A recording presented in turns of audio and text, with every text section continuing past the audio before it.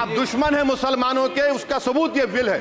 ये जो आप बिल ला रहे हैं, आप देश को बांटने का काम कर रहे हैं, जोड़ने का काम नहीं कर रहे हैं। दुनिया का सबसे पहला वक़फ़ खाने काबा मक्के में है, क्या हम उसके ऊपर भी सवाल उठाएंगे? क्या कुरान में क्या लिखा है, फिक़ह में क्या लिखा है, इस्लाम में क्या लिखा है, ये आप तय करेंगे या मैं तय करूंगा? सर, इससे हम मजहब में दखलंदाजी कर रहे हैं। आप सर्वोच्च न्यायालय के आदेश के बावजूद इसको हटाना चाहते हो। मान्यवर, ये सीधे सीधे कानून के खिलाफ वर्जी है। संविधान की अगर धज्जियां उड़ाने का काम आप करने का काम कर रहे हो, हम इसका पुरजोर विरोध करेंगे। Thank you, sir. Sir, I have given a notice under Rule 72 to oppose the Waqf Amendment Bill. Sir, I oppose the introduction of the bill under Rule 72(2) on the grounds that this House does not have the competence to make these amendments. This bill patently violates the principles provided in Article 14, 15 and 25. Sir, it is both discriminatory, arbitrary. It is a grave attack on the basic structure of the Constitution as it violates the principle of judicial independence, separation of powers. Sir, one thing has to be understood, that the Waqf management of a property is an essential religious practice for a Muslim. By denying legal recognition to Waqf al-Awlad under Clause 4 and Waqf by user under Section 3(r)(1), government has sought to severely restrict how Muslims can manage their Waqf property. Sir, in fact, Hindu endowment boards, I challenge, Hindu endowment boards are recognized even by usage and custom. Here you are asking for documentation. No existing law, whether non-religious or personal, limits the right of a person to will their property or dispose it. But what you are doing over here, a Hindu can give through will his complete property to his daughter or son. I as a Muslim cannot do, I can only give 1/3. But what you are doing, I can gift, but I cannot give it in the name of Allah subhanahu wa ta'ala. Now you are stopping me from praying. Now what you are doing, you are restraining Waqf al-Awlad. That is not only discriminatory and violating Article 25, sir. There is no limit on anyone to will their property dispose of. Sir, to insist that a person has practiced Islam for 5 years. Sir, एक 2 minute दिए, सबको दिया आप. अगर कल कोई आके बोलेगा कि नहीं मैं 5 साल से इस्लाम प्रैक्टिस नहीं कर रहा हूं, कौन डिसाइड करेगा सर? और एक न्यू कन्वर्ट है, does he has to wait for 5 years to give his property to Waqf? Isn't that violation of right to freedom of religion? Sir, another point, sir. Now, no such provision exists for Hindu endowment or Sikh Gurdwara Prabandhak Committee. Now, irony of the amendment, sir, is that non-Muslims can become member of CWC, SWB, but he cannot dedicate Waqf. Arbitrary. Why is arbitrary? Sir, existing law protected the status of registered Waqf properties. You have replaced that. By empowering collector to determine title, you are violating principle of rights of justice, that one may not be a judge in their own cause. Section 61. If DM says to Mutawalli, make this masjid as a government property, if does not listen, punishable offence. This is against separation of powers, part of which is basic structure. This bill excludes tribunal decisions from being final. If collector has been replaced by tribunal, and who's going to sit in the tribunal? A retired government judge and a retired government employee. How can the nominee be a part of this composition, sir? In our... Okay. आप detail में बोल देना officer. Sir मैं खत्म कर रहा हूं। Secretary level officers can be appointed technical members. 83 states that joint secretary added tribunal. Waqf properties, sir, are not public properties.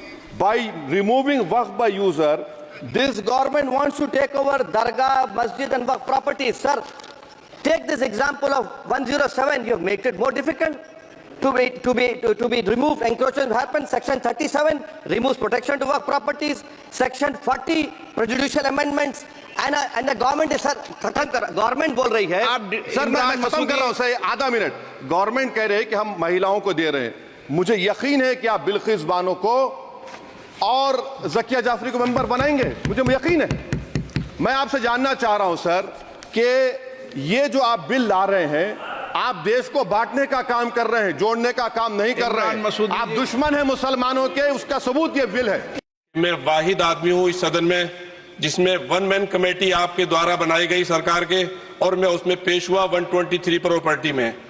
Justice Aryan ने जो रिपोर्ट पेश की, आज तक वक्फ बोर्ड को नहीं बताया गया, चूंकि वो आपकी मंशा के खिलाफ थी और गवर्नमेंट की मंशा के मुताबिक नहीं थी. 123 प्रॉपर्टी में जब मंशा के खिलाफ हमारे नहीं आए, मंशा के मुताबिक नहीं आई, तो हमने 2 मैन कमेटी बनाई और 2 मैन कमेटी ने भी कोई रिपोर्ट वक्फ बोर्ड को नहीं दी, जबकि वक्फ एक्ट जो है 1995 जो है वो पार्लियामेंट से पास शुदा है कि हम पार्लियामेंट के जो एहतराम है उसका नहीं कर रहे, उसके हुकूक का।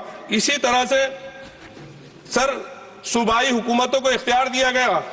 सर हिंदू एंडोमेंट में जो कर्नाटका और तमिलनाडु में है वहां कोई मुस्लिम नहीं हो सकता, और 26 में आर्टिकल 26 का वायोलेशन है। 4 धाम में ये लिखा हुआ वाज़े तौर पर कि सिर्फ हिंदू होगा। बिहार उड़ीसा में भी यही लिखा हुआ है। पंजाब हरियाणा में गुरुद्वारा प्रबंधक कमेटी में सिर्फ सिख होगा ओनली, और ये उनका अधिकार है जिसको माना गया है। लेकिन मुस्लिम के साथ में यह अन्याय क्यों है? और सुन लीजिए सर मैं आपकी तवज्जो दिलाता हूं, दुनिया का सबसे पहला वक्फ खाने काबा मक्के में है। क्या हम उसके ऊपर भी सवाल उठाएंगे कि वहां पर भी हमारा कोई हिंदू भाई हो? हम अपने वकार को, अपनी इज्जत को, अपने मुल्क की, अपने शान को, अपने संविधान को खुद अपने पैरों तले रौंद रहे हैं। और वक्फ एक मुसलमानों का मजहबी अमल है, एक मजहबी फरीजा है। इससे उनको महरूम कॉन्स्टिट्यूशन के जरिए से भी कोई ताकत नहीं कर सकती।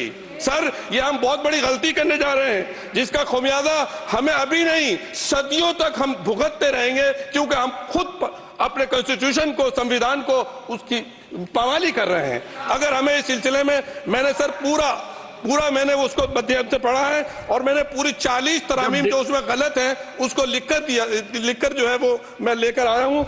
सर इसके जरिए से सरकारी अमले को बाज़ाब्ता तौर पर यह हक आखिर तो कलेक्टर को दिया जा रहा है, सर्वे कमिश्नर के इख्तियारात खत्म किए जा रहे हैं। आखिर सर्वे कमिश्नर भी तो गवर्नमेंट ऑफ इंडिया का होता है। सर ऐसे कैसे कर सकते हैं हम? और फिर सर उसमें मेरे मजहब के मुतालिक चीजें हैं तो वो कैसे कोई दूसरा तय करेगा? क्या कुरान में क्या लिखा है, फिका में क्या लिखा है, इस्लाम में क्या लिखा है, ये आप तय करेंगे या मैं तय करूंगा? सर इससे हम मजहब में दखल अंदाजी कर रहे हैं, इंटरफेरेंस ऑफ द रिलीजन कर रहे हैं। सर इस तरह के कवानीन से मुल्क की साख को नुकसान पहुंचेगा।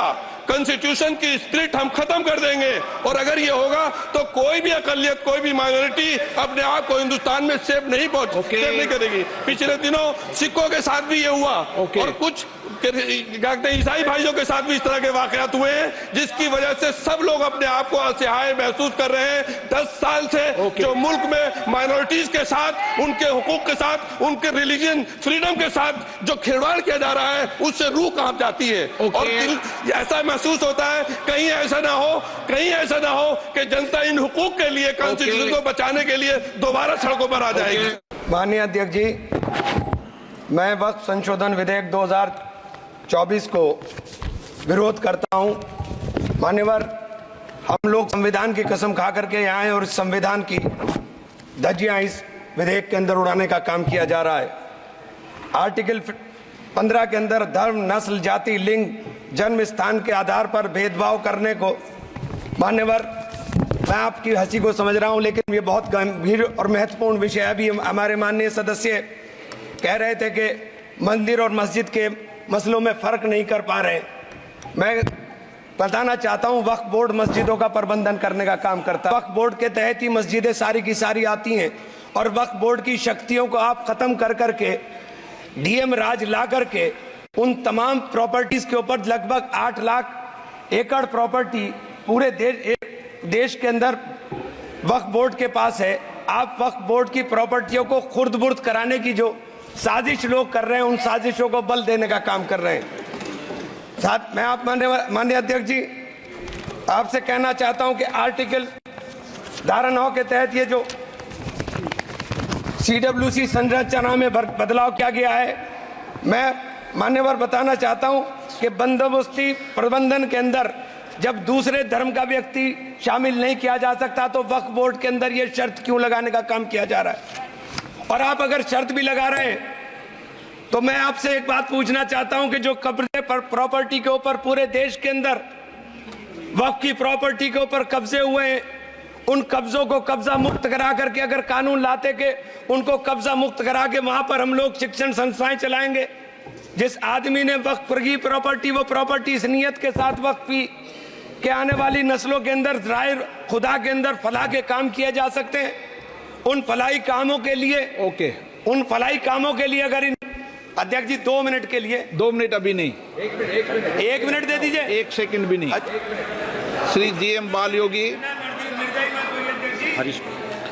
नहीं, श्री जीएम हरीश बाल योगी।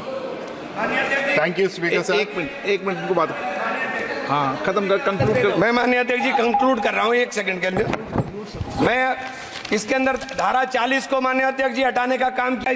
इसके अंदर सर्वोच्च न्यायालय की सिविल अपील संख्या 7812 7814 ऑफ महाराष्ट्र राज्य वक्फ बोर्ड बनाम शेख यूसुफ भाई चावला अन्य के तहत प्रावधानों की जांच की धारा 40 के प्रावधानों की जांच की। अपने फैसले के पैराग्राफ 170 के अंदर बहुत स्पष्ट रूप से माना कि एक बहुत अच्छा कानून है। आप सर्वोच्च न्यायालय के आदेश के बावजूद इसको हटाना चाहते हो। मान्यवर, ये सीधे सीधे कानून के खिलाफ वर्जी है। हम कहना चाहते हैं कि संविधान की अगर धज्जियां उड़ाने का काम आप करने का काम कर रहे हो, हम इसका पुरजोर विरोध करेंगे और पुरजोर विरोध करने का काम करते हैं। बहुत बहुत धन्यवाद।